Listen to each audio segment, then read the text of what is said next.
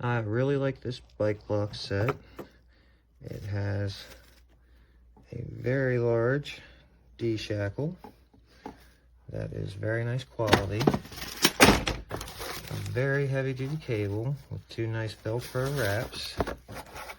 A mounting bracket that holds right to your D-lock, as well as two keys. Plus all the mounting hardware.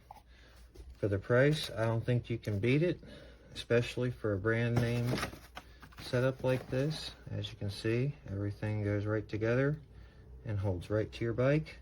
Makes it to where you can both lock up your rim to your frame and use the cable to attach to a pole. This is definitely one of the thicker cables I've seen for bikes.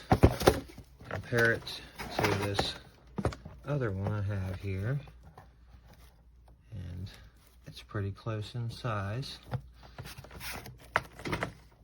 That one I just put next to it was actually a $65 25 footer. But yeah, really nice heavy duty cable, gets the job done, and gives you some peace of mind when you have to leave your bike sitting out somewhere for a while.